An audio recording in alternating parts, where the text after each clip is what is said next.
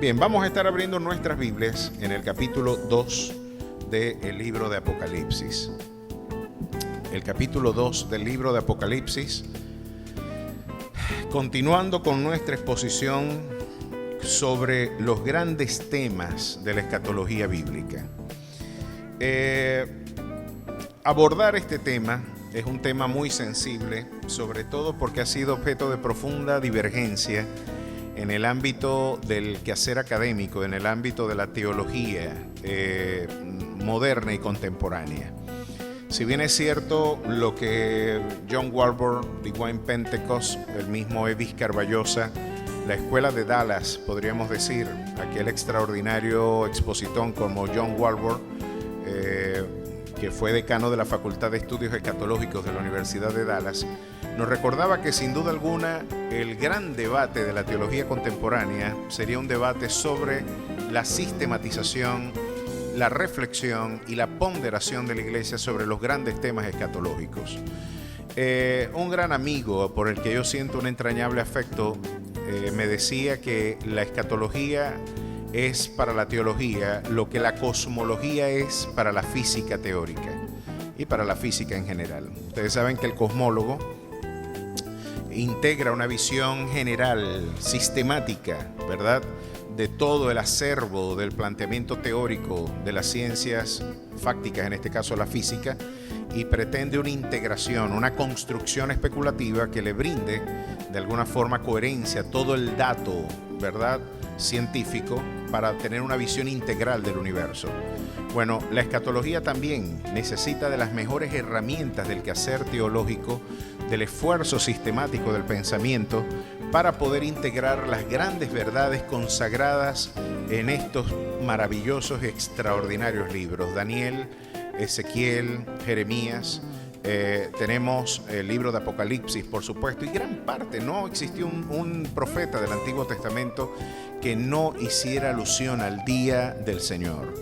Quizás es la profecía que con mayor recurrencia nosotros encontramos en la literatura sagrada. El día de Jehová, el día del Señor, ese día de reivindicación del derecho y de la justicia, es un evento que la historia tendrá como culmen y como realidad, ¿verdad?, como el cenit mismo de la experiencia histórica y del hombre.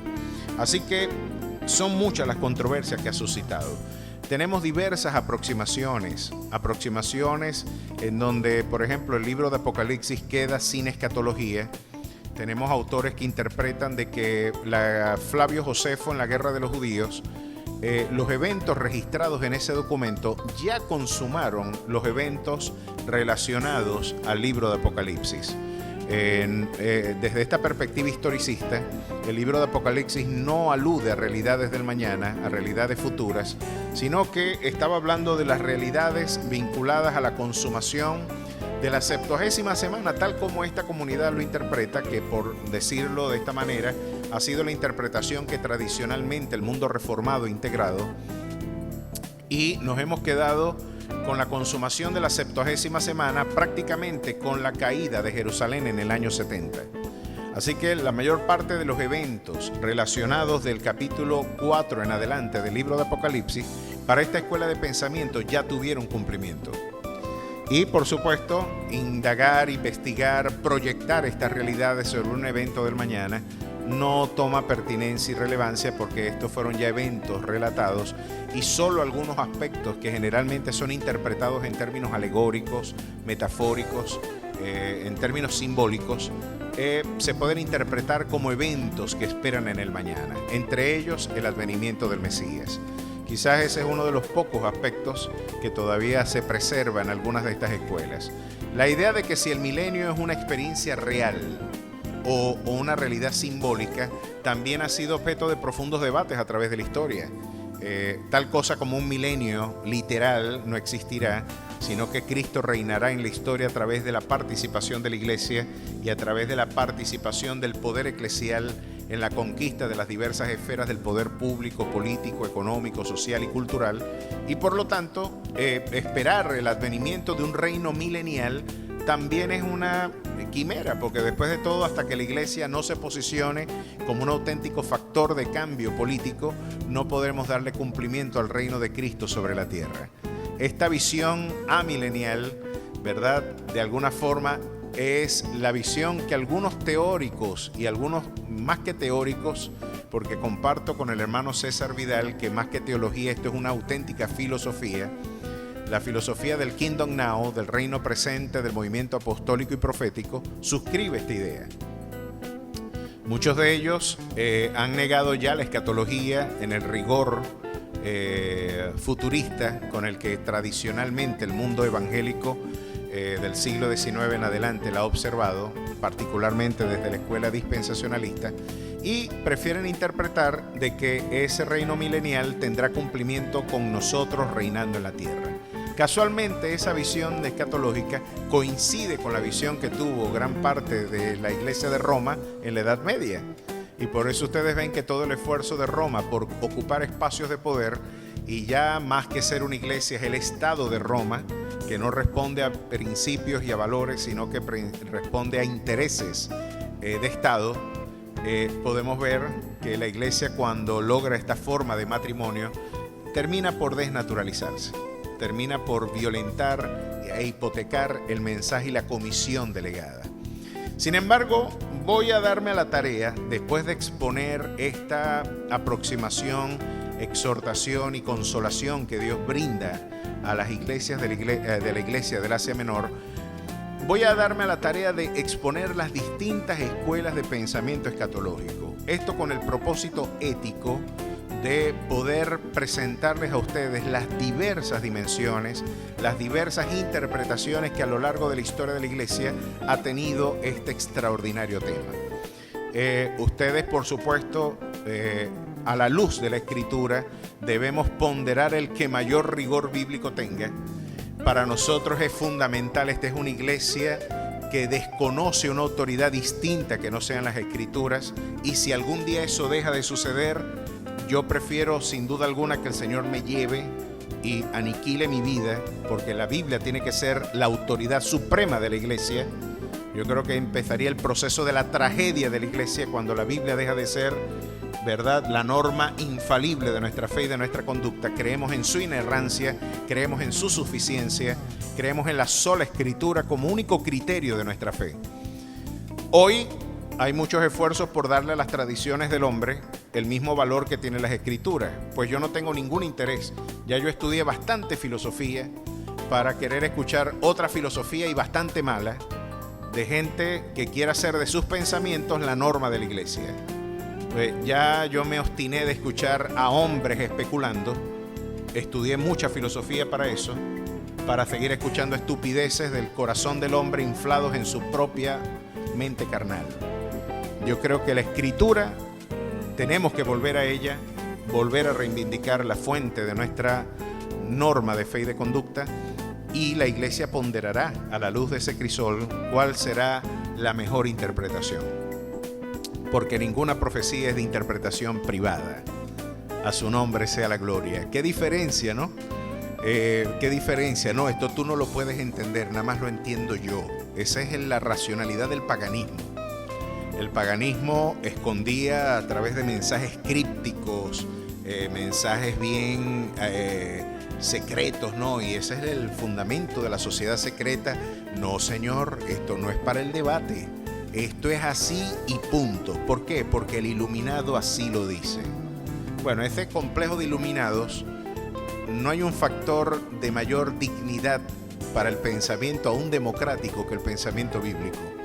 Porque a mí la Biblia, con todo y la autoridad que me reviste como pastor, me expone al escrutinio de la iglesia, y ustedes tienen que evaluarme para ver si lo que yo estoy diciendo corresponde con las Sagradas Escrituras.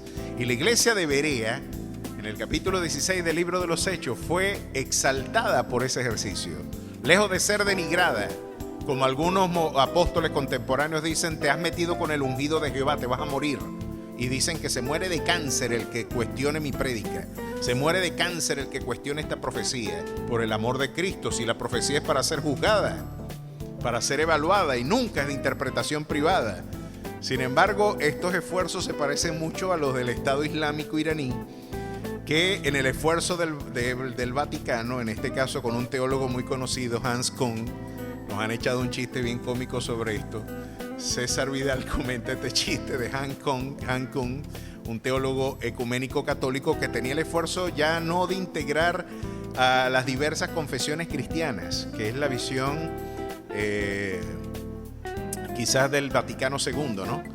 Sino la integración de todas las religiones universales, integración del catolicismo con el budismo, la integración del catolicismo con el islam. Bueno, y en un esfuerzo del Estado Islámico iraní, por un esfuerzo por el diálogo interconfesional, se reunió Hans Kuhn y algunos teólogos católicos, ¿verdad?, con la comunidad islámica iraní, en este caso chií, no suní, y esperanzado Hans Kuhn de que él iba a poder exponer sus ideas y articular el pensamiento cristiano, no quizás para persuadir, pero sí para cumplir el propósito de explicarlo y de dar a conocer la verdad de la fe a la gente. Hans Kuhn, cuando iba a adelantarse, se para un ayatolá iraní y le dice: no, el diálogo no es así. El diálogo es que nosotros hablamos y ustedes escuchan. Esa es la definición de diálogo de la comunidad islámica.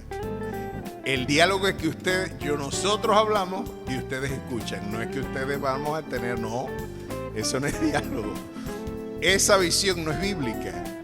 Y esto fue lo que le dio a Occidente la dignidad de la participación, ¿verdad? Usted lleva los conceptos bíblicos del gobierno bíblico al ámbito de la experiencia civil y usted va a encontrar una experiencia de absoluta libertad de conciencia, donde usted puede, a la luz de la norma infalible que es la palabra de Dios, y usted diría a la luz de las leyes, en la sociedad civil, vamos a evaluar la conducta social. Bueno, pero esto es harina de otro costal. Vamos a nuestro tema y vamos a estar explorando el mensaje que Dios tiene para las iglesias. Después de esta extensa digresión, tengo que recordarles que en el capítulo 1, verso 19 del libro de Apocalipsis, se nos da de alguna forma el bosquejo general del libro. Esto es lo que nosotros desde nuestra perspectiva dispensacionalista entendemos e interpretamos. Escribe las cosas que has visto y las que son y las que han de ser después de estas.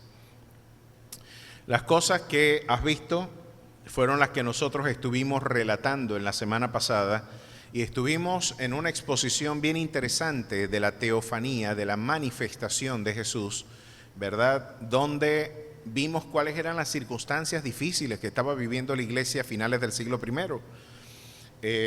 Ya el imperio, ya habíamos hablado de la persecución que se emprendió en Roma a través de Nerón, pero luego Domiciano y gran parte del esfuerzo del Estado imperial estaba orientado a consolidar el poder, por supuesto. Ya esto era una tesis muy antigua, y el César no solamente era el líder político de momento, sino que debía ser objeto de culto. Habíamos visto que esta necesidad compulsiva por afirmar el poder y decir: ustedes no están en contra de un líder político social, ustedes están en contra de una divinidad encarnada. Ese es el esfuerzo de cualquier movimiento totalitario. Los totalitarismos se sienten muy satisfechos con la idea de interpretar que su líder revolucionario no es un hombre de carne y hueso. El líder es siempre una figura iriática, rodeada de un misterio sobrenatural.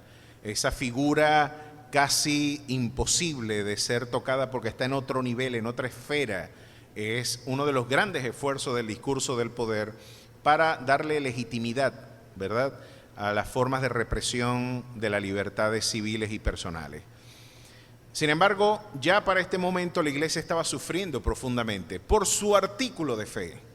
¿Cuál era el artículo de la fe de la experiencia cristiana? El artículo de la fe cristiana era decir que Jesucristo es el Señor.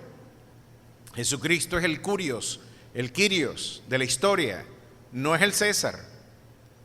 Y esto, aún desde el derecho romano, causaba una profunda dificultad, porque lo que estaban diciendo los cristianos en vocabulario jurídico es que el Dominus, el Señor de la historia, no es el emperador, es un carpintero al que el imperio había dado muerte en la provincia de Palestina. Este insurgente, ¿cómo ustedes van a decir que es el Dominus si le dimos muerte? Ah, pero resucitó. y ni aún el imperio puede negarlo, y parece que de alguna manera algún escalofrío sobre la columna del poder podía subir, porque decían, la verdad es que él no conseguimos su cuerpo. Esta gente insiste en decir que él es el Señor, él es el Dominus de la historia, y para nosotros esto es preocupante, porque esta gente está agarrando cuerpo. Matamos a uno y salen dos, matamos a dos y salen cuatro, matamos a 100 y se convierten en 1000.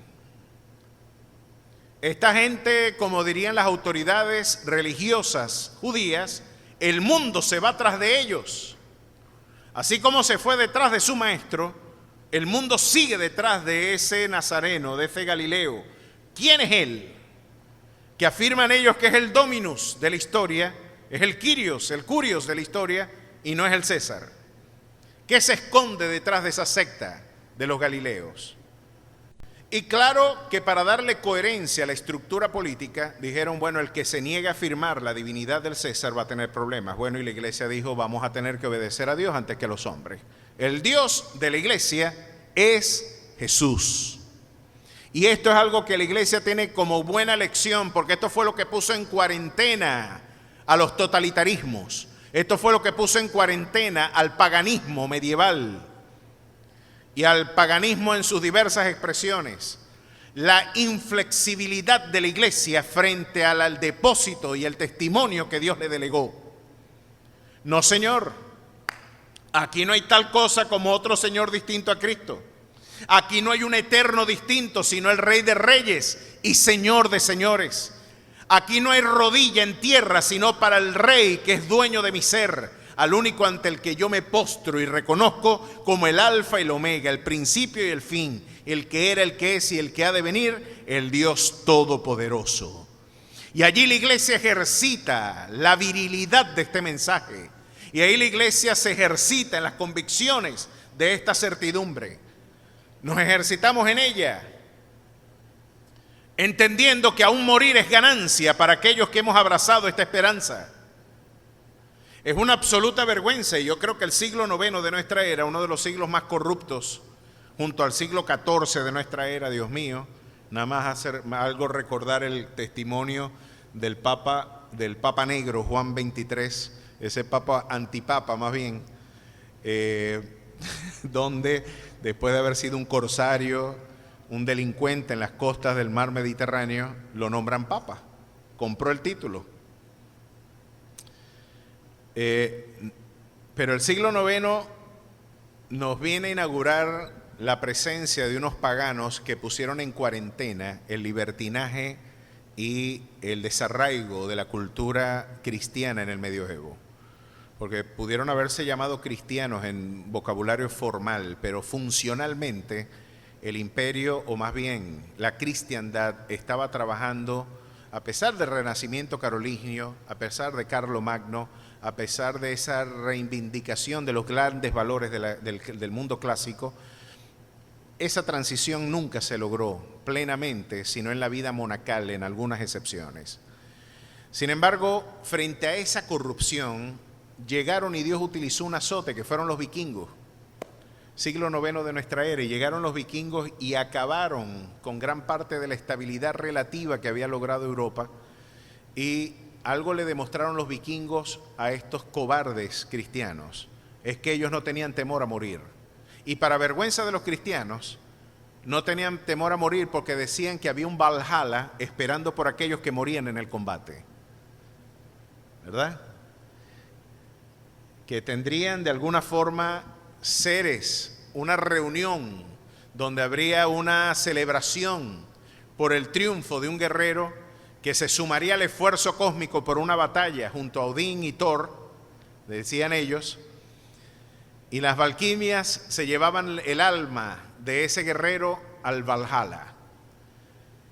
Y ellos dicen que batallaban de una manera que no tenían temor a morir, lo que sorprendía al ejército de los, en este caso, y al ejército europeo y cristiano, era que eran hombres que no tenían temor a morir, mientras que los cristianos sí tenían temor a morir.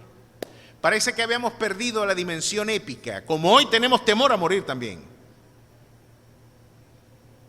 Hoy los paganos tienen más esperanza en sus falsas, en sus fantasías, y nosotros tenemos temor a morir.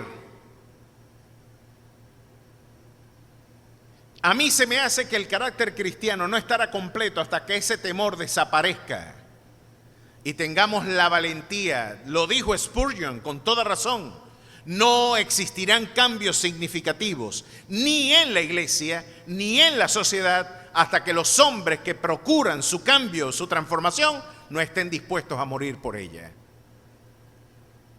Pero es morir por el Evangelio. Y eso permitió que extraordinarios hombres muriesen de una manera heroica, sin violencia, sin resistencia. Y esto dejaba a la gente preguntándose: ¿qué existe en esta gente para que podamos nosotros vivir con la misma serenidad, la misma paz, la misma calma de ellos? ¿Qué hay en esa gente que muere sonriendo, bendiciéndonos? A pesar de que los violentamos, ellos nos bendicen. A pesar de que somos malos con ellos, ellos son benignos, nos atienden. Una de las cosas que sedujo en la Edad Media fue que los cristianos eran los que de alguna forma atendieron en la peste negra mientras la gente huía. Muchos cristianos se daban a la tarea en el deber cristiano de atender al menesteroso.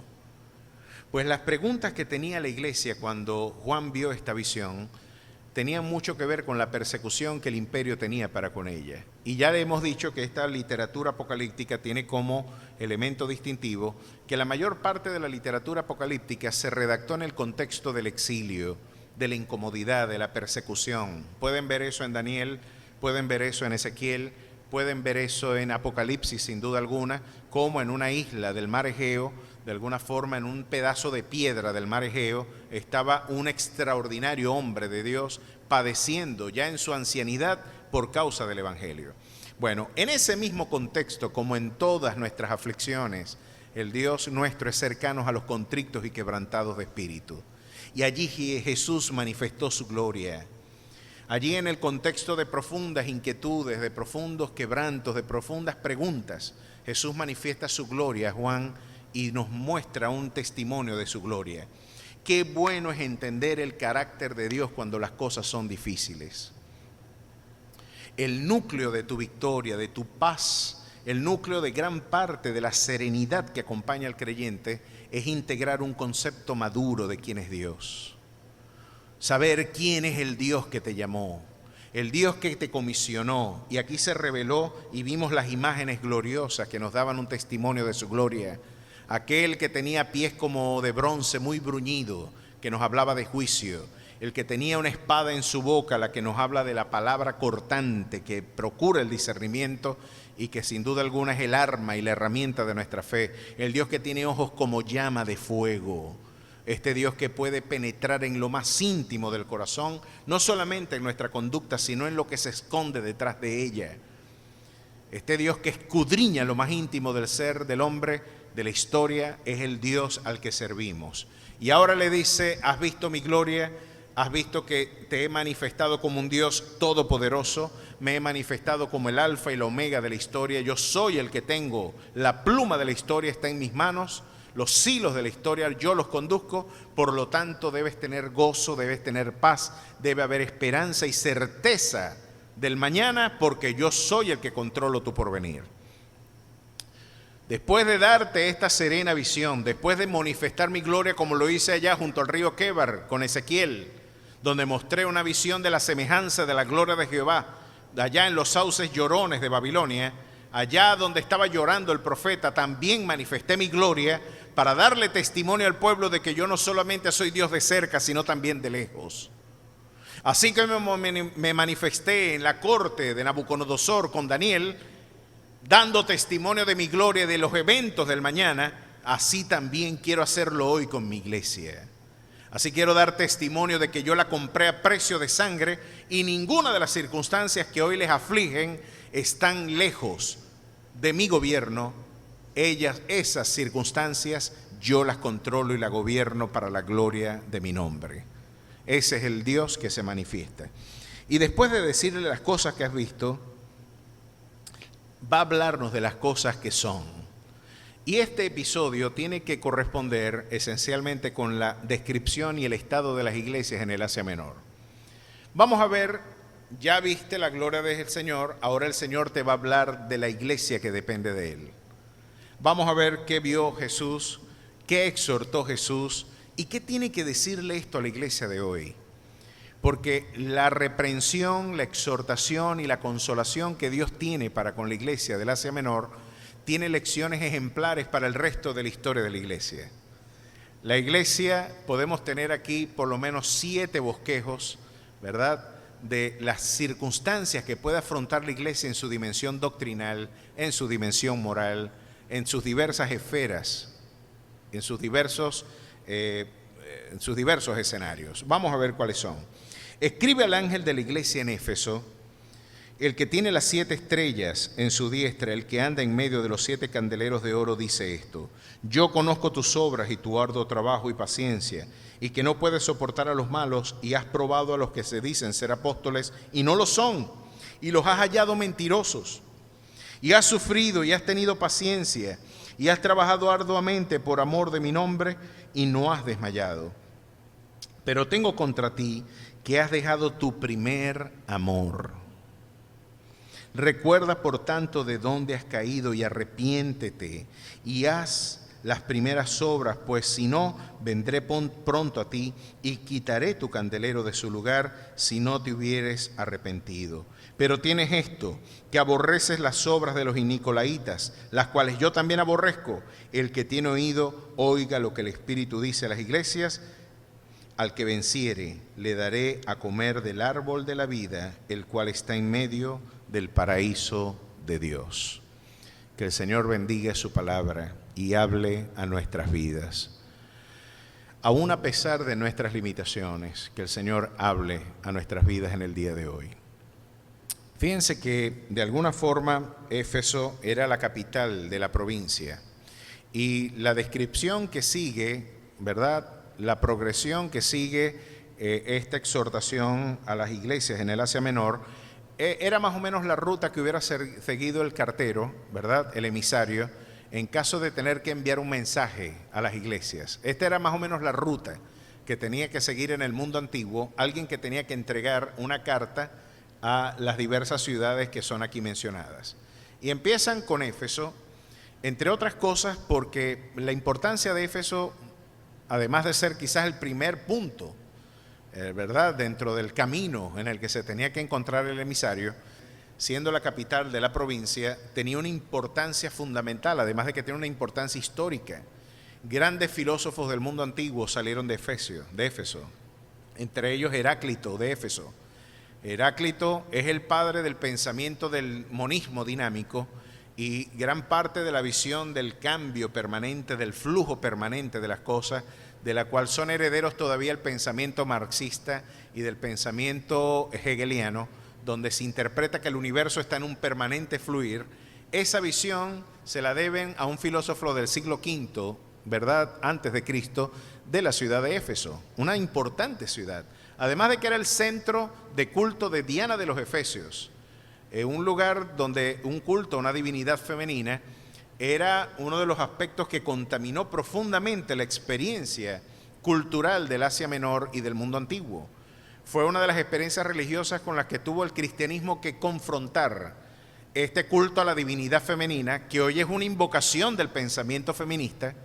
Las feministas dicen hoy que tenemos que volver a la diosa madre, a Gaia, o tenemos que volver a nuevas formas de culto femenino, donde hay una exaltación al culto de la feminidad, porque el Dios patriarcal, heteropatriarcal, opresivo, capitalista, cristiano, es el responsable de todos los males de nuestro pueblo, diría Judith Butler, Monique Kittit y por supuesto la Firestone.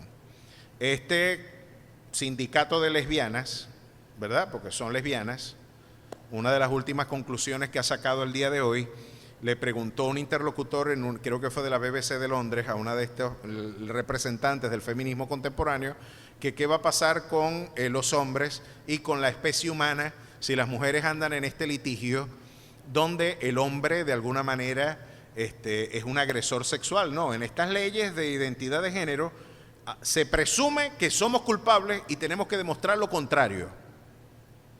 El hombre es un violador por naturaleza. Y han hecho cosas estúpidas, ridículas. Algunos que siguen estos movimientos separan a las gallinas de los gallos para que los gallos no violen a las gallinas y no haya agresión de género en la granja también. Estas cosas las puedo documentar, no son chistes. Pero yo les estoy hablando de esto para que ustedes se den cuenta del desafío que las religiones paganas representan, y hoy la invocación a este culto a la feminidad representa. Pero le preguntan a esta mujer qué va a pasar de la especie humana si usted dice que no puede tener una interacción sexual legítima con el hombre. Ella dice, bueno, nuestra información llega a que el semen puede durar bastante tiempo congelado. Nosotros podemos tener toda reproducción asistida y no necesitamos de la participación masculina. Aunque usted no lo crea, se está promoviendo en este momento a través de estas ideas. Hermanos, cuando la iglesia no participa abiertamente dentro de los debates culturales y dejamos que sean otros factores los que penetren la experiencia social, cuando la iglesia no es luz y no es sal, la ciencia ficción se queda tonta para las cosas que pueden acontecer cuando la iglesia se niega a participar en los grandes debates sociales y espirituales. Y estas mujeres están hablando de una guerra de sexos. Auténticamente se está hablando en esta lésbica y enfermiza, patológica concepción donde la masculinidad es agresora per se. Son violadores y tienen que demostrar lo contrario ante nuestras leyes. Hagan usted una prueba. Esto ha llevado ya que algunas personas en los Estados Unidos y en Canadá no quieran viajar con mujeres. Porque dicen, si a esta mujer se le ocurre quedarse con mi puesto, lo único que tiene que decir es que yo quise tratar de seducirla. Y eso ya es y me meten preso y después averiguan. Trate usted de interpretar en estas nuevas leyes de identidad de género, ¿verdad?, y de no violencia, para ver a usted, si a una mujer se le ocurre calumniarlo, usted lo meten preso por 3 días preventivamente y después averiguan si eso es verdad.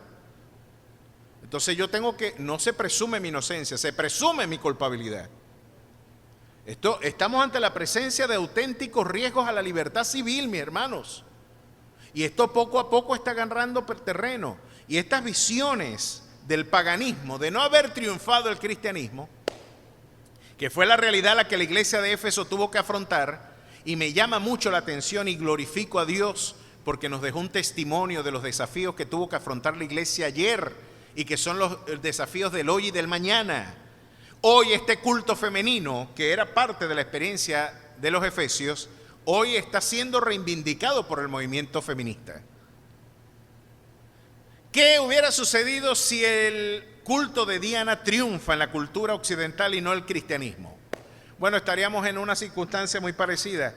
Como dicen, se nos comentan que los aztecas tenían en algunas de sus pirámides de sacrificio, se llegan a comentar por miles los sacrificios humanos donde ellos abrían el tórax de sus reos, le sacaban el corazón todavía palpitante y se lo entregaban a los dioses. Muchos de ellos incluso comían el corazón. Era tanta la mortandad que hay cronistas de las Américas que dicen que de las pirámides gigantescas que ustedes han visto, ¿verdad?, diseminadas entre ellas en Centroamérica, en el mundo mesoamericano, se comenta que eran bañadas todas de sangre y corrían ríos de sangre de esas pirámides. Yo le diría el pensamiento liberal latinoamericano de Enrique Dussel, de Leonardo Boff, ¿verdad?, de Gustavo Gutiérrez, qué lástima que llegó el cristianismo a cambiar eso. Qué lástima que la experiencia noratlántica, ¿verdad?, llegó a cambiar la idea de que debemos reivindicar los derechos del desvalido y del disidente. Porque esa presunta dignificación del débil se la deben ustedes al cristianismo, no se la deben al paganismo. El paganismo es opresor por definición. No hay otra fe que le diga a la historia lo que el cristianismo le devolvió: la dignidad a la mujer, al hombre, al esclavo y al libre. No hay varón ni mujer, no hay siervo ni libre, todos ustedes son uno en Cristo Jesús. Esta gloriosa esperanza tuvo que ser proclamada en una comunidad que, al igual que hoy, pretende reivindicar, quizás con ellos con mayor dificultad, porque ya esto era una institución. Y ya vimos la revuelta que hubo en el libro de los Hechos porque Pablo se opuso a la proclamación de Diana de los Efesios, ¿no? Grandes Diana de los Efesios. Era la arenga de aquellos que veían en riesgo su lucro y veían gran parte de su experiencia cultural en riesgo. Pero esta iglesia nos viene a dar lecciones ejemplares y también el Señor viene a decirle a las iglesias cuidadosas, trabajadoras, que también corren riesgo a la hora de ejercitarse en la labor ministerial. Vamos a ver cuáles son ellas. Escribe el ángel de la iglesia. Parece que es un consenso casi universal de la mayor parte de los intérpretes del libro de Apocalipsis, que allí ángel, usted puede traducirlo por emisario o mensajero, eran los pastores. Verso 20 del capítulo 1 dice: el misterio de las 7 estrellas que has visto a mi diestra y de los 7 candeleros de oro. Las 7 estrellas son los ángeles de las 7 iglesias y los 7 candeleros que has visto son las 7 iglesias. Parece que nos está diciendo aquí el Señor algo interesante. Estos ángeles que son como emisarios, hombres que tienen que dar cuenta de mí ante la iglesia, o más bien ellos tendrán que dar cuenta de la iglesia ante mí. De alguna forma son emisarios, son gente que tiene la responsabilidad de comunicar. Y no hay una labor más importante para la labor pastoral, mis hermanos, que el magisterio y la enseñanza. Déjeme reivindicar esto en el contexto de una iglesia que está en una transición de paradigma. Hoy la iglesia posmoderna ha enfatizado los aspectos administrativos y gerenciales sobre los aspectos magisteriales de la iglesia. Hoy tenemos que recordar la exhortación de Pablo de que deben ser dignos de doble honor aquellos que están encargados en la administración de la enseñanza. Tenemos que devolverle a la iglesia el vigor de su magisterio. Y aquí nos están dando la idea de que los pastores eran interpretados, de ser esta la interpretación, como mensajeros. Y no hay una labor más importante para el pastor, en este caso, que la proclamación del Evangelio, la enseñanza del Evangelio. Y entre otras cosas, tengo que decirlo, cuando un pastor está estudiando, está escribiendo, está investigando, no está perdiendo el tiempo como alguna gente piensa. Ha sido una terrible concepción de la dimensión pastoral, y quizás muchos pastores dejan de ser auténticos mensajeros porque se han convertido solamente en gerentes, administradores de un patrimonio económico. En estas masificaciones ingentes que ha tenido la iglesia de hoy, donde hay volúmenes de dinero tan increíbles que, como sucedió en Centroamérica, en Guatemala, hasta el Producto Interno Bruto de la nación se veía afectado por el ingreso de una iglesia. Los pastores estaban más interesados en la administración que en el magisterio, que en la exposición de la verdad, que en proclamar la verdad y ejercitarse en la espada. Hermano, porque debemos ejercitarnos en la espada. Tenemos que entender esto, porque la espada es la única herramienta de pelea que tiene la iglesia. El escrito está. La desnutrida condición de la iglesia de hoy responde a que no tenemos hombres que aman la palabra de Dios, no la aman, no la respetan. Hoy nuestros seminarios teológicos, tengo que decirlo, recordando y dignificando la labor de emisarios que tenemos como pastores y como predicadores. Hoy nuestros seminarios están contaminados por visiones liberales de la teología. ¿Qué decía Julius Wellhausen? ¿Qué decía Rudolf Bultmann? ¿Qué decían los teóricos liberales y racionalistas del siglo XIX en adelante? La revelación no es relevante. La Biblia no es la palabra de Dios, contiene la palabra de Dios, pero no es la palabra de Dios, decía Bultmann. Y decía el mismo Karl Barth. El Pentateuco no lo escribió Moisés. Eso es una experiencia mucho más tardía, escrita en el siglo II de nuestra era, porque Moisés no pudo haber escrito su propio funeral. Isaías no lo escribió Isaías. Isaías lo tuvo que haber escrito una comunidad sacerdotal o quién sabe, vaya usted a averiguar quién, un conjunto de expositores que se dieron a la tarea de reunir un conjunto, no de profecías, sino de eventos que ya se han cumplido, porque de ser cierto que escribió Isaías esto, tenemos un problema serio, caballero. Este tipo, 700 años antes de Cristo y unos 250 años antes de Ciro, dijo cuál era el nombre del emperador que permitiría la repatriación del pueblo de Israel en el exilio caldeo, en el exilio persa, mientras estaban allá pues en la provincia lejana y gentil. Si no me equivoco, en el capítulo 45 del libro de Isaías, llamó a Ciro por nombre. Esto no puede ser verdad, porque si es verdad, da miedo. Y si es verdad, ¿por qué no le hacemos caso? ¿Y por qué no le hacemos caso? Porque si le hacemos caso, cambian muchas cosas en las estructuras del poder. Tápale la boca, Isaías, y ni se te ocurra hablar de Daniel. Ese es un libro que ya está casi perseguido. Ustedes no tienen idea el odio resentido que despierta el profeta Daniel en la comunidad escéptica. Y no hayan en qué fecha ponerlo. Porque dicen, no puede ser que de una descripción tan exacta de la sucesión imperial, ¿cómo va a ser? Predijo la experiencia caldea, la caída del mundo caldeo, predijo el ascenso del mundo medo-persa tan detalladamente que dijo que un imperio iba a ser, uno de los dos sectores de ese imperio iba a ser más fuerte que el otro. Después habla de Alejandro Magno. También nos habla de la fragmentación del imperio macedónico en sus 4 generales, Seleuco, Lisímaco, Casandro y Ptolomeo. Y no solamente eso, después nos habla de Roma y tiene el cuidado de decirnos que Roma después tendrá 2 sectores, el ala occidental y el oriental. Increíble, no, eso no lo pudo haber escrito Daniel. Esto es vaticinia post eventum. Esto lo tuvieron que haber visto aquellos judíos cuando retornaron del exilio y se pusieron a escribir lo que vieron como si fuera una profecía.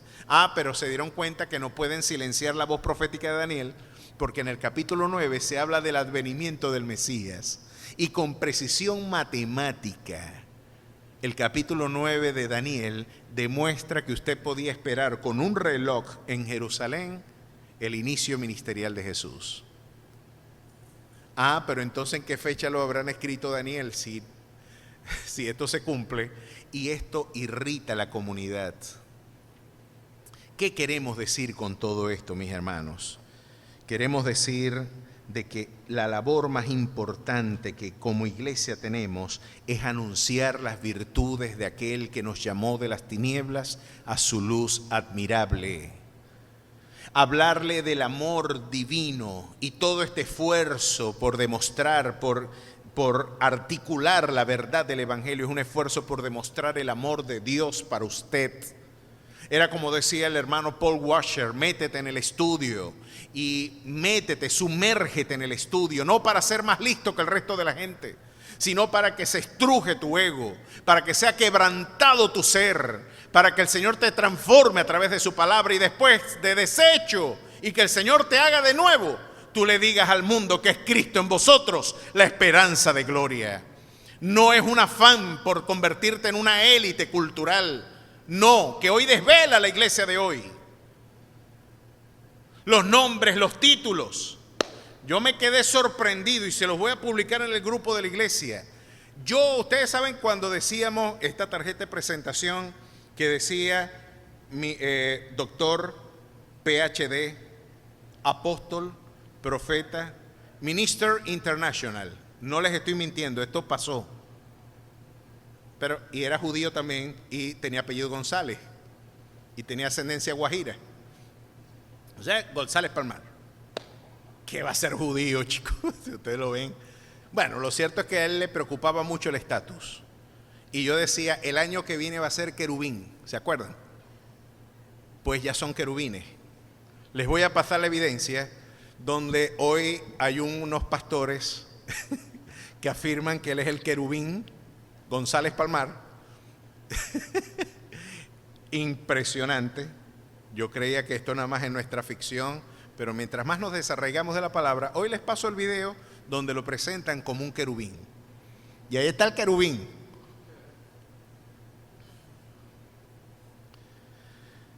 No lo puedo creer, pero así es la condición del hombre cuando la palabra de Dios no está presente. Cuando cerramos este libro, hermano, la ciencia ficción se queda tonta. Y a estos mensajeros lo que le corresponde es hablar. Hoy tenemos una deliberada persecución por la palabra del Señor, mi hermano. Hoy estamos en una auténtica guerra de proporciones espirituales que la iglesia no ha logrado advertir. Tenemos comunidades de traductores que están torciendo las escrituras.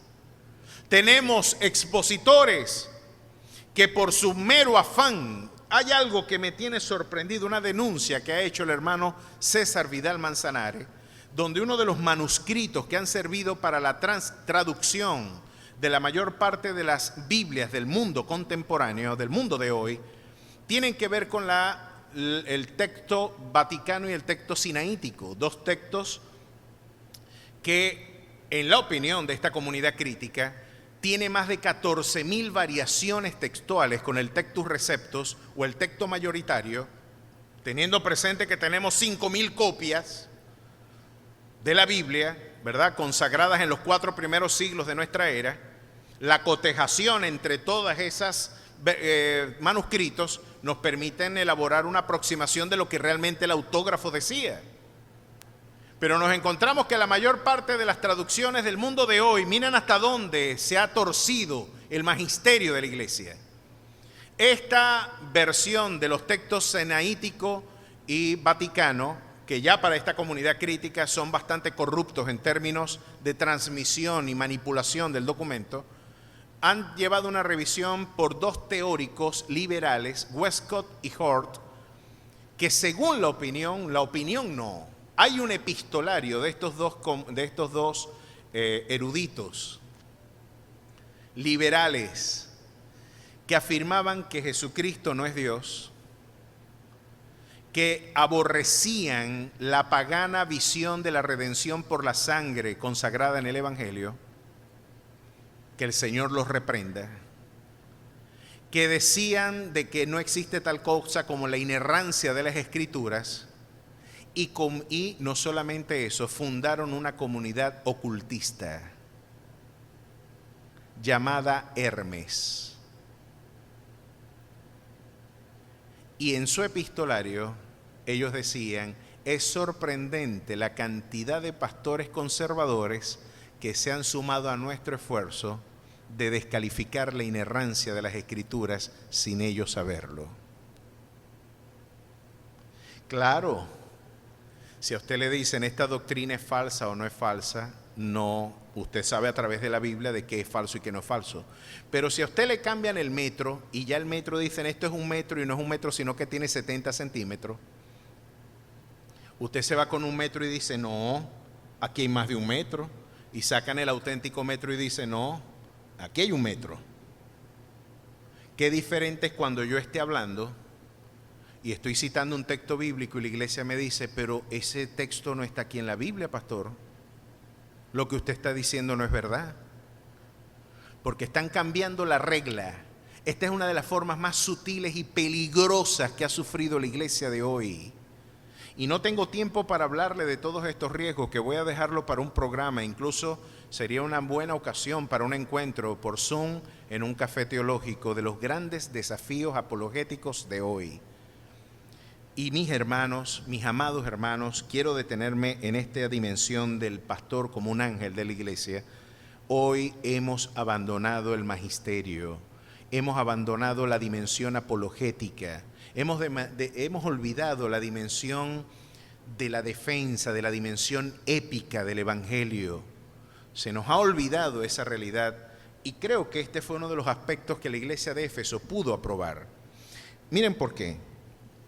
El que tiene las 7 estrellas en su diestra, tiene a los ángeles en su diestra, y el que anda en medio de los 7 candeleros, el que se mueve en medio de las 7 iglesias, dice esto: Yo conozco tus obras. Era de esperar que las conociese. Además de ser el Señor de la iglesia, tiene ojos como llama de fuego. Y Él sabe exactamente lo que tú estás pensando y lo que estás viviendo. Él sabe lo que tú haces por la obra del Señor y lo que no haces. Mis hermanos, yo lamento que olvidemos que gran parte de la evidencia de nuestra fe tiene que ver con nuestras obras. Usted no es salvo por obras, como dice el Vaticano. Usted no es salvo por obras, como dice Roma, o como dicen algunos evangélicos, que usted se va a salvar es por buenas obras, porque usted es buena gente. Eso es herético. Eso es una desviación que solamente la ignorancia o la muy mala fe sigue predicando. Yo prefiero pensar que es ignorancia. Usted no es salvo por obras, porque entonces por demás murió Cristo. Si yo puedo pagar mi deuda, ¿para qué Cristo va a morir si yo la puedo pagar siendo bueno? Si Él no muere, yo nunca alcanzaría salvación. Y la Biblia tiene una noción muy pesimista de quién soy yo sin Cristo, y muy optimista de quién soy yo en Él. Pero miren lo que aquí nos están diciendo. Yo conozco tus obras.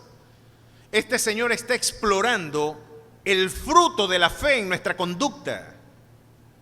Y mucha gente puede decir, yo soy cristiano, pero no está haciendo absolutamente nada por la extensión del reino de los cielos. No está haciendo nada sino ser un mero contemplador, un mero espectador de lo que está sucediendo en la iglesia para criticarlo. Y se parece mucho a aquella canción célebre: cuando un cristiano está frío se sienta en la última banca, agarra una caja de chicle y se pone masca que masca, critica al predicador, critica las alabanzas, y este verso es mío, y mirando al reloj dice, este culto sí se tarda.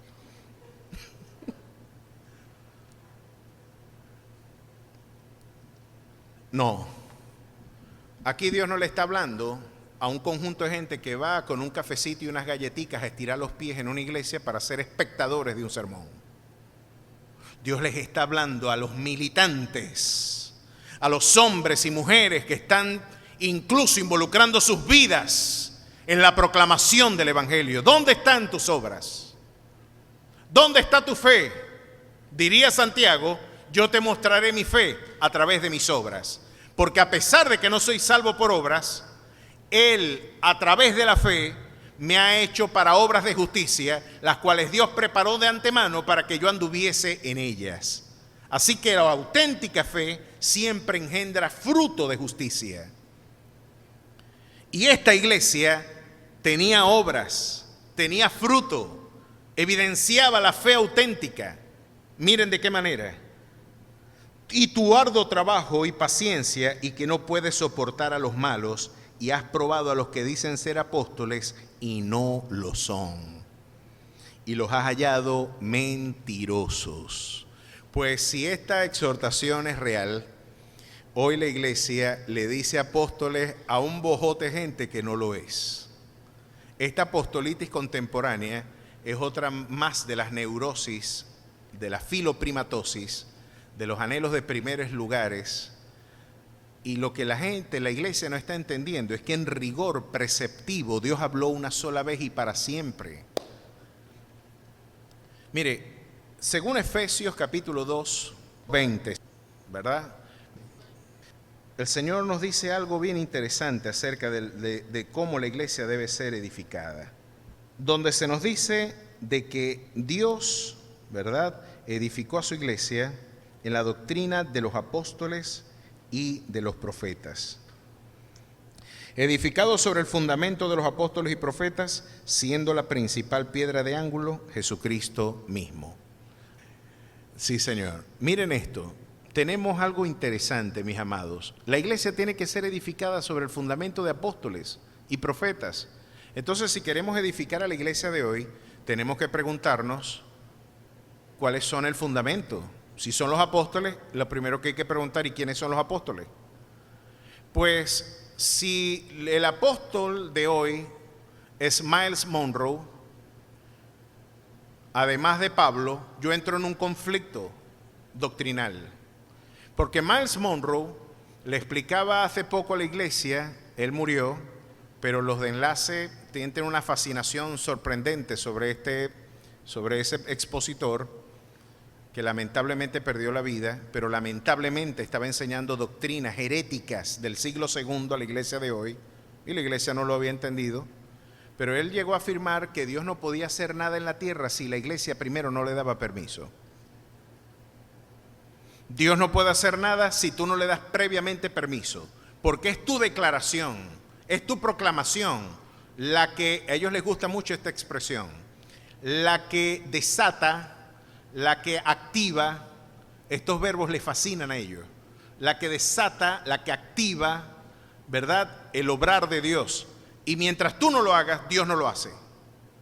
Es decir, este es un Dios que tiene los brazos atados porque Él es ilegal, siendo Él espíritu, no puede penetrar en la esfera de lo terrenal, porque la esfera de lo terrenal, al ser material, sería corruptible. Es decir, Dios no puede transgredir esta ley universal de la materia y del espíritu.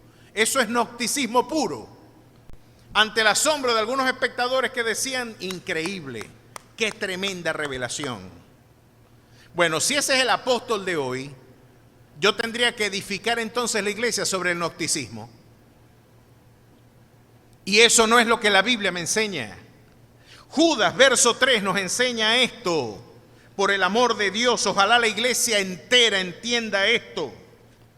No es un tema, chico, de que yo te quiera aguar la fiesta, de que tú quieres ser más importante que el resto de la gente, y a mí se me metió en la cabeza decirte que tú no eres apóstol.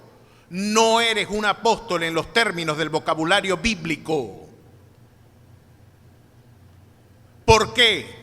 Ya vamos a ver por qué. Porque tendría la iglesia que edificarte sobre tu idea, sobre tus ideas, sobre tu doctrina, no sobre la doctrina del evangelio y sobre la doctrina del escrito está, sino sobre la doctrina tuya del yo siento, sobre los vaticinios falsos de falsas profecías, sobre las manipulaciones económicas, mercantiles que algunos hacen diciendo de que el obrar de Dios lo va a mover una ofrenda en dólares. Ese no es el fundamento de la iglesia. Y Judas 13 es bastante claro. Amados, por la gran solicitud que tenía de escribiros acerca de nuestra común salvación, me ha sido necesario escribiros exhortándoos que contendáis. Ahora sí me entienden, ¿verdad? ¿Por qué estoy contendiendo? Y ya se van a dar cuenta porque estoy bastante involucrado en esto. Ardientemente, porque estoy poniendo por obra este precepto, porque con ardor en mi corazón observo cómo la iglesia está siendo manipulada. Y creo que la única ocasión en donde nosotros vimos a Jesús mostrar un rostro de ira y aún de violencia fue cuando se le metieron con la iglesia, con el templo. Y agarrando un azote sacó a los mercaderes. Pues yo me imagino que si un perro ladra cuando ve que su amo está amenazado, yo sería un cobarde si no levanto mi voz cuando veo que la obra de mi Dios está queriendo ser pisoteada. Si hasta mi perro ladra, chico, cuando se quieren meter conmigo. No te metas en problemas porque eso nos divide. No nos divide nada, chico. Lo único que divide la palabra de Dios es la iglesia de lo que no es la iglesia. Y esta manipulación mercantil, gnóstica, a un ocultista que se esconde detrás de estas declaraciones metafísicas, no es la iglesia. ¿Por qué? Debemos contender ardientemente por la fe una vez dada a los santos. Y el texto original dice, una sola vez y para siempre. Yo tengo que recordar y creo con todo mi corazón que Dios sigue hablando. Yo creo, a pesar de que muchos bautistas no lo creen, de que todos esos dones tienen vigencia hoy. Yo creo en que todos los dones, todos sin excepción, tienen expresión el día de hoy. No encuentro una justificación bíblica para el cesacionismo, ¿verdad?, de los dones del Espíritu, como si Dios en sus facultades no pudiese comisionar, delegar, ¿verdad?, completar en alguien algún propósito. Después de todos esos dones son para la proclamación, son para hacerle testigo a Dios. Y todos esos dones, en mi opinión, no hay ninguno de ellos que no tengan vigencia hoy. Pero un profeta o alguien que hable de parte de Dios además de poder exponer la palabra de Dios, que es la forma infalible de hablar de parte de Dios, si alguien tiene algún mensaje muy particular que enviarme de parte de Dios, el deber mío y decirme, mira, esta persona, como nos sucedió una vez en Mérida, ¿te acuerdas? Que el Señor me habló a través de mi esposa y me dijo, Dios me dijo y me hizo entender que no nos fuéramos en este bus porque va a pasar algo. Yo le puse varias pruebas y le dije, bueno, ya compramos el pasaje, no nos van a devolver el dinero. Si esto viene de parte de Dios, no tengo dinero para pagar 2 días más en el hotel, ni siquiera uno más. Y que me devuelvan el dinero del pasaje, así yo entenderé que esto tuyo no es una locura tuya y que comimos caraotas tarde y amaneciste soñando eso y entendiendo eso de parte de Dios. ¿Estás segura que Dios te habló? Estoy segura. Cuando salimos del hotel para buscar el pasaje, nos dice la recepcionista, señor Jorge, usted tiene algo aquí que no le había dicho yo. Usted tiene 2 noches más gratis en este hotel y no tiene que cancelar más nada. Si usted se va hoy, ¿usted va a guardar estos 2 días para su próxima visita o los va a tener para este momento? Y yo le dije, no me caerá mal con tantas ganas, déjeme aquí 2 noches más, pasando trabajo en este calorón merideño. Déjeme aquí, pues. Disfruté mi ciudad amada, que después de Maracaibo es una de las que más amo, junto a Coro. Tengo el corazón dividido con Mérida, que me vio crecer también allá. Me quedé 2 días y para mi asombro, una de las 2 cosas que yo había pedido al Señor que me mostrara si era así, y lo otro fue cuando llegamos al terminal, yo preocupado porque iba a perder el pasaje de toda la familia, me dicen, no hay ningún problema, usted se puede ir dentro de 2 días, y selló y me entregó. Cuando nos montamos, era un día lunes, el día miércoles devolviéndonos para Coro, le pregunto yo al chofer que cuánto iba a demorar para llegar al destino. Y él me dice, vamos a demorar algo más porque tenemos que tomar otra ruta y si nos lo permiten. Usted no supo lo que pasó el día lunes, el día que yo me iba a ir. La buseta donde iban, mataron al chofer, le cayeron a balazos al microbús y quedó herido en el rostro uno de los pasajeros que le cayó una bala en la cara. Murió el chofer que supuestamente debería llevarlo usted hoy para Coro. Dios sigue hablando, mi hermano. Dios puede hacer eso. Y el testimonio que yo les he contado del niño con parálisis cerebral, que era tan severa la parálisis que se babeaba, el testimonio de nuestro pastor José Inciarte, en donde ese niño lisiado se pone sobre sus pies y le dice, así te dice el Señor. Y después que le habló, volvió a sentarse y siguió babeándose. Esa experiencia, para que no nos cupiese la menor duda que venía de parte de Dios, fue real. Pero por sobrenatural que algo suceda así, que nos deje sorprendidos. Si yo no pongo a la Biblia como norma de fe, yo tengo que darle la razón a que vieron a la Chiquinquirá en el lago sobre una tabla, a que vieron a la Fátima por allá en una cueva, a que vieron al Silbón. Bueno, y puede ser que lo vean, yo no niego que lo vean. Yo lo que niego es la interpretación que le dan a lo que están viendo. ¿Se da cuenta la diferencia? Yo creo que ven, pero es que la Biblia dice que hasta el Satanás se disfraza de ángel de luz. No, allí lo estás viendo, no lo estás viendo, sí lo veo, pero no es lo que tú crees que es. Y eso solamente la iglesia lo sabe por el fundamento de los apóstoles y los profetas. Del escrito está, no del yo siento de los apóstoles de hoy. Y si hoy seguimos con el yo siento y no con el escrito está, vamos a tener una iglesia distraída y que en lugar de recibir la felicitación de haber aprobado o reprobado a los falsos apóstoles, tendremos una iglesia desviada porque está edificando sobre un fundamento distinto al que Dios comisionó. Esa es la verdad, y Éfeso salió aprobada. Y has probado los que dicen ser apóstoles y no lo son. Es interesante ver que la ciudad santa está edificada sobre 12 columnas. Acompáñenme un momentito a Apocalipsis, capítulo 21.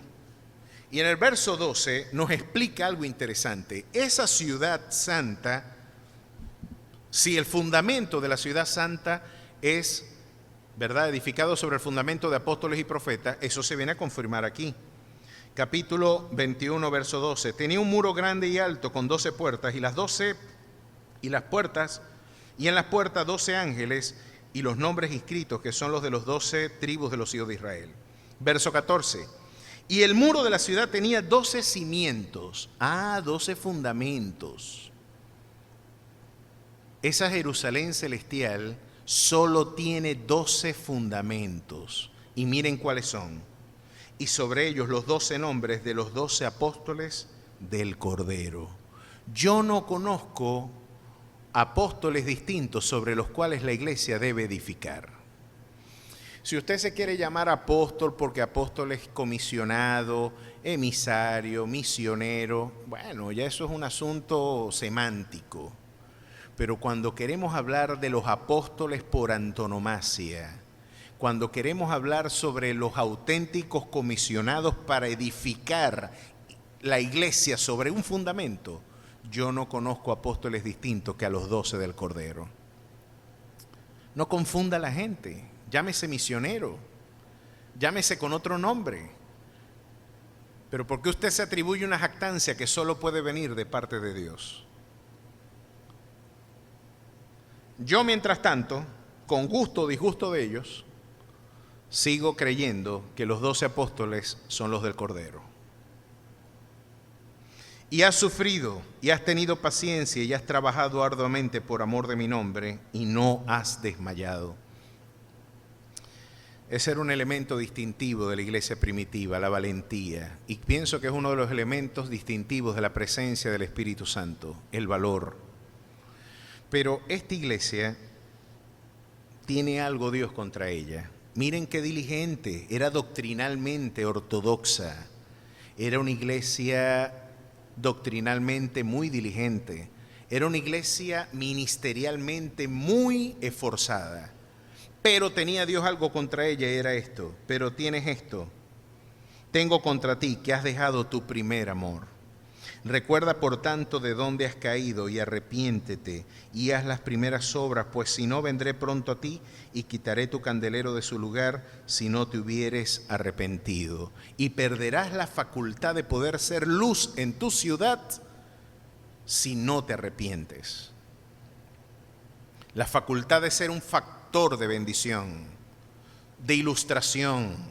¿Quién le dirá a la gente cómo discernir entre la mano derecha y la izquierda si no hay luz en esa ciudad? Nunca la libertad del hombre ha tenido la habilidad de poder dirigirle. No es nuestra libertad. Necesitamos el concurso iluminador de la presencia del Espíritu Santo. Y esta iglesia había perdido quizás lo esencial, que era el amor fervoroso, el primer amor romántico con su Dios. Esto me dice muchas cosas. Me puede decir que el activismo puede ser una fachada en la cual se encubre, ¿verdad?, mucha frialdad y distancia espiritual también. Las jornadas sociales, las jornadas de interacción económica, social, nuestro activismo, que hoy es una de las características de la iglesia de hoy, puede estar encubriendo una desnutrida recámara secreta. Puede estar encubriendo una desnutrida comunión personal, una desnutrida intimidad y dependencia.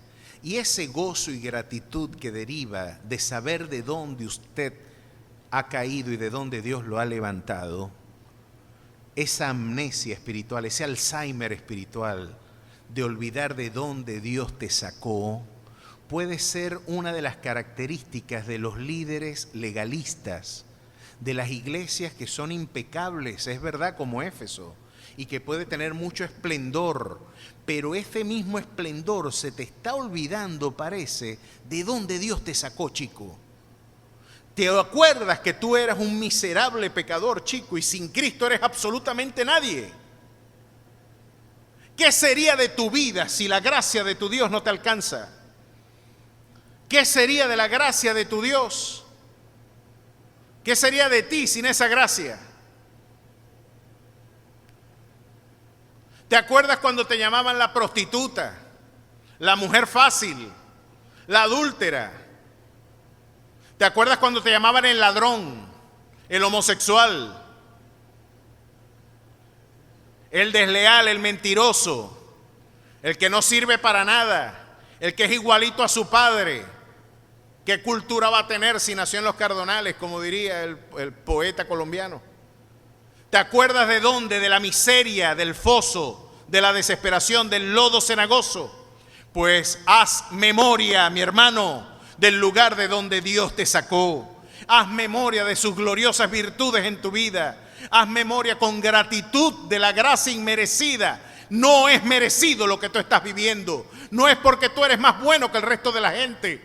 No se te ocurra pensar que por tus logros ministeriales, por tus triunfos religiosos, por tu esplendor social, económico, profesional, se te ocurra pensar que tú eres algo distinto a lo que la gracia de tu Dios inmerecidamente hizo de ti.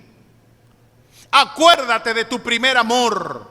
Acuérdate del Dios que limpió tus vestiduras, el Dios que te levantó de la muerte y te dio un nuevo comienzo. Tienes que hacer memoria de esa realidad. Acordarte de aquel lugar donde te enamoraste de Cristo, porque estás abrazado y sirviendo a Cristo. No porque se debe hacer, es porque lo amas. Es porque lo amas. Ese es el motivo del Dios que ve con ojos como llama de fuego. Yo no estoy contigo porque tengo que estar contigo, le diría la esposa al marido. No, es porque mi deber es estar contigo, pero no es porque quiero estar contigo.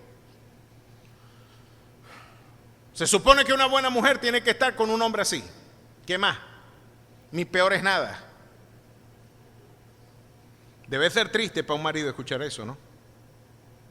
O el hombre que dice, ve, yo no estoy con otra mujer porque no debo hacerlo. Pero si pudiera, lo hiciera. Y se puede estar haciendo lo correcto con motivaciones equivocadas.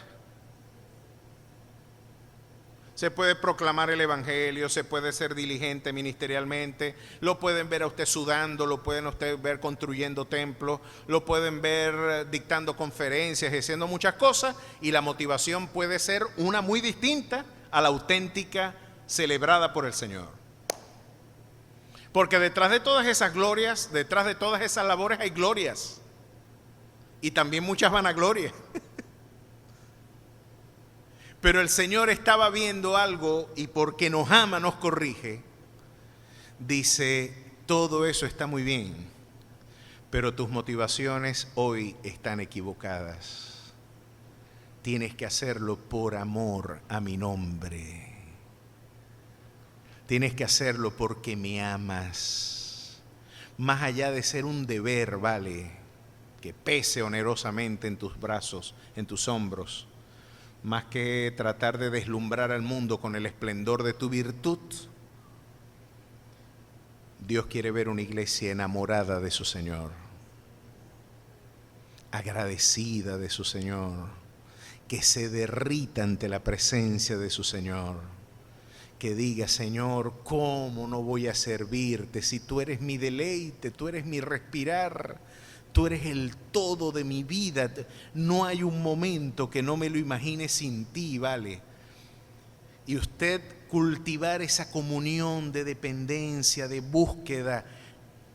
Viva lo que el salmista dice, deleítate a sí mismo en Jehová. La espiritualidad cristiana es deleitarnos en el Señor. La tentación del legalismo, el legalismo es el sustituto infernal de la devoción y del amor. El legalismo es una sustitución que tiene una fachada de esplendor ético, diría Søren Kierkegaard, pero más allá de lo ético, parece que son motivaciones incluso egocéntricas las que se esconden detrás del esplendor religioso. ¿Sabe por qué? Porque hay momentos en donde el amor por el Evangelio nos lleva aún más allá de cosas que no comprendemos, donde solamente el amor es el argumento. Llegarán momentos, al igual que Abraham, donde usted se encontrará sacrificando a Isaac y solo el amor por su Dios le llevará a cumplir en obediencia. No el deber ser, es el amor a Dios. Eso es harina de otro costal que exploraremos en otro sentido, pero nuestro Dios reprendió a una iglesia impecable, porque Él sí ve lo que nosotros no vemos. Es el amor hacia mí. Pero tienes esto, que aborrece las obras de los nicolaitas, las cuales yo también aborrezco. Parece que estos nicolaitas, hay muchas controversias, no hay un consenso universal sobre quiénes eran los nicolaitas. A pesar de que la expresión Nike, de donde vienen las gomas Nike, vencedor, los nicolaitas parece eran los que vencían sobre el pueblo, decían algunos. Y muchos afirman de que puede ser la interpretación jerárquica de la iglesia, donde algunos se interpretaban con mayor esplendor que el resto de la comunidad de la fe. Decían, no, yo soy de una élite espiritual distinta, ¿verdad?, a la del resto de la gente. Y muchos interpretaron que el nicolaísmo fue ese primer esfuerzo, el incipiente esfuerzo de algún sector de la iglesia por establecerse como una élite. Los que vencían sobre el pueblo, Nicolaos, los nicolaitas. Sin embargo, otras interpretaciones de esta nos hablan de que eran una comunidad libertina, aquellos que de alguna forma ofrecían en libertinaje el evangelio, aquellos que decían, bueno, ya no estamos en la ley, por lo tanto la gracia es una libertad absoluta, donde podemos hacer lo que mejor nos parezca y tenemos libertad para vivir una vida de mayor, ¿verdad? Nos podemos relajar y vivir en mayor esplendor y lejos de ser tan rígidos, chicos, podemos ser un poquito más flexibles con las normas éticas. Y parece que con estos dos sectores han vinculado históricamente a los nicolaitas. Lo cierto es que la iglesia de Éfeso tuvo mucho cuidado, teniendo presente que tuvo como pastores al mismo Timoteo, teniendo a Pablo como uno de sus fundadores y al mismo Juan. Se comenta en la historia que fue Juan uno de sus pastores también. Nos viene muy bien entender que fue una iglesia muy bien formada doctrinalmente. Era una iglesia que no tenía reparos en llamar a las cosas al pan, pan y al vino, vino. Y hay algo distintivo de esta iglesia y pienso que debe ser algo que ejemplarmente nosotros debemos recordar, ejercitar y aún imitar, es que la palabra de Dios sigue siendo norma infalible para la administración temporal de la iglesia.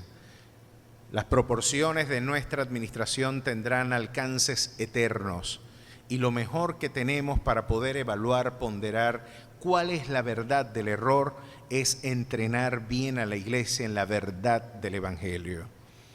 Permítame otra vez la propaganda para volver a reivindicar el valor del magisterio de la iglesia, la necesidad de que la iglesia se nutra, se bautice en esa palabra y podamos formar hombres como los que el Salmo 1 nos dice, que serán como árbol plantado junto a corriente de agua que dará su fruto en su tiempo y su hoja no cae y todo lo que hace prosperará. Esa es la verdad de aquellos que abrazan la eternal palabra de nuestro Dios como norma infalible de fe y de conducta. Recibirán alabanza de parte del Señor de la iglesia, recibirán alabanza por la valentía de confrontar el error y no tener la debilidad de carácter de pensar, no, yo no quiero ser un elemento conflictivo dentro de la armonía de la iglesia. Esa paz política no es la paz de la que la Biblia nos habla. La auténtica unidad del Espíritu es pensando una misma cosa, sintiendo una misma cosa, y nunca puede la unidad del Espíritu contradecir lo que el Espíritu mismo reveló en el testimonio de su palabra. Así que tenemos grandes triunfos, pero esta oscura realidad de una iglesia que a través de sus triunfos quizás olvidó lo esencial, que es el primer amor. Deleítese asimismo en Jehová, sería la exhortación, y Él concederá las peticiones de tu corazón. ¿Qué se debe hacer cuando se cae del primer amor? Será la pregunta que usted se hará. Ajá, ¿y cómo hago para rehabilitar mi primer amor? Es la pregunta que se hacen algunas mujeres con su marido, es la pregunta que se hacen algunos maridos con sus mujeres, ¿verdad? no le vaya a pasar a usted como a aquellos viejitos que se murió la viejita alante y cuando el viejito llegó al cielo, la viejita lo estaba esperando. Mi amor, al fin llegaste. Y cuando llegó al cielo, él le dijo, no, un momentico, Carmen. Recuérdate lo que el pastor nos dijo, hasta que la muerte nos separe, ya aquí no somos nada. Ojalá que no, esa no es la esperanza cristiana, ¿sabe? El amor cristiano nunca deja de ser. El amor nunca deja de ser. Pero aquí nos da la lección. Recuerda, por tanto, de dónde has caído. Pedro decía que en que no ejercitaba la virtud cristiana tenía la vista corta, olvidando la purificación de sus antiguos pecados. Nos lo dice en el capítulo 1 de su segunda epístola, ¿verdad?, del apóstol Pedro. Quizás lo primero que tienes es que recordar de dónde has caído y también recordar de dónde Dios te sacó. Recordar con gratitud y arrepiéntete y haz las primeras obras.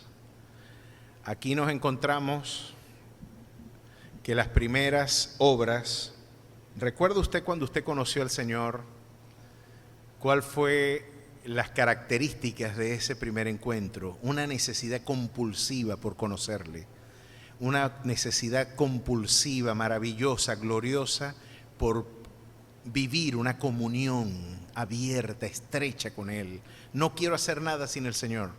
Recuerdo que mi tío hablaba mal de un empleado que decía, mira, este tipo ahora no conversa ni con uno, se metió evangélico y ahora no hay un segundo que le demos libre en el trabajo que no sea para esconderse con la Biblia y se pone a orar. No quiere hacer otra cosa, chico. ¿Te das cuenta que se vuelven locos? Sí, estaba enamoradísimo de su Señor. Y eso es como cuando usted está de novio y le escribe. Yo tuve la experiencia de un tío que amó profundamente a su esposa, mi tío Jerónimo, hermano de mi abuela. Era mi tío abuelo. Pero mi tío Jerónimo, ¿verdad?, y mi tía Flor fueron un matrimonio espectacular. Miren, eso parecían novios a los casi 80 años. Con 70 y pico de años, mi tío y mi tía estaban agarraditos de la mano. Eso era un matrimonio maravilloso. Y una vez se me ocurrió visitarlo allá en Llano Grande, cuando yo le pregunto y veo que tío está bravo, lo veo como serio. Estaba serio. Yo dije, tío está jugando dominó y le daba más fuerte de lo debido a la ficha, ¿no? Le daba el dominó y se escuchaba ¡pum! Está bravo tío. Tío, bendición. Dios te bendiga. Entonces yo veo la cosa rara y digo, tío, ¿y dónde está tía? Ahí fue donde me miró. Está pa' punto fijo. ¿Y cuándo se fue? Ayer. Y yo entendí por qué estaba molesto. Y él dice, ayer. Yo dije, pero si no hace 24 horas se la llevaron. Pero él la echaba de menos. Él extrañaba a la que él le decía mi amor. Así le decía mi amor. Y su amor, así murieron, ella llorándolo porque él se adelantó a ella. No había un día que no lo llorara, que no lo recordara con alegría, con gozo, con devoción. Así Dios espera también de nosotros. ¿Hace cuánto no ves al amado? ¿Hace cuánto tú no ves al deseado? Desde ayer. Es demasiado tiempo para mí no respirar al lado de Él, no vivir al lado de Él. Los grandes hombres de Dios, uno de ellos al que yo más admiro, uno de los que tanto más admiro, hay muchos hombres a los que me han inspirado y me han desafiado. Spurgeon, comentan algunos de sus amigos que cuando él iba de paseo por el campo, veía una mariposa o veía algo que le traía alegría, porque el corazón del hombre se vuelve tierno cuando la presencia de Dios habita en él. Y dice que él iba conversando y con la misma espontaneidad que sostenía una conversación, se arrodillaba y levantaba sus brazos y daba gracias a Dios por la flor que había visto, por el árbol que estaba contemplando. Dios no era un programa litúrgico en su vida. Dios era una comunión abierta e indefinida en su vida. Él era su caminar, Él era su respirar. Y así como le daba gracias a Dios, seguía conversando con su amigo y estaba en un diálogo no solo con su amigo, sino con el Señor de su alma. Así debe ser nuestro amor. No te olvides de donde Dios te sacó. Recuerda la gracia que inmerecidamente Él derramó en tu vida. Pues hay grandes lecciones de la iglesia de Éfeso que debemos poner por obra hoy. ¿Cuántos dan gloria a su precioso nombre? Dios y Padre Celestial, gracias por este día, gracias por tu palabra, gracias porque es lámpara a nuestros pies, lumbrera a nuestro camino. Yo te ruego, Dios precioso, que en este día maravilloso, tu dulce espíritu de vida nos llene, nos sature con su presencia. Podamos vivir, oh Dios, plenamente, Padre Celestial, en la gloriosa convicción de un servicio irrestricto a tu comisión y a tu obra. Pero más allá de esa comisión, más allá del ejercicio, oh Dios, más allá de nuestros triunfos y logros ministeriales, que el esplendor de tu amor palpite, oh Dios, irrestrictamente en nuestros corazones. Que ese glorioso amor, nuestro mayor tesoro, nuestra mayor virtud, eres tú después de todo. Cultivar una comunión contigo es nuestro mayor esplendor. Y hoy rogamos de que nunca, oh Dios precioso, si hemos olvidado esto, ayúdanos a traer a memoria tu glorioso amor y virtud en nuestras vidas. Bendice a aquellos, oh Dios, que hoy con anhelo y fervor no solo anhelan conocerte y servirte, aquellos que anhelan amarte, aquellos que anhelan vivir una vida, oh Dios, abrazados a tu presencia. Bendice a tu pueblo, Dios, y esperamos más temprano que tarde, porque tu gloriosa gracia y virtud así, si así lo permite en tu amor, podamos también abrazarnos juntos como hermanos, como iglesia en este lugar. En tu nombre damos gracias y a tu fiel cuidado nos comisionamos y nos abandonamos en Cristo Jesús. Amén y amén. Que Dios me les bendiga, mis hermanos, que Dios me les guarde.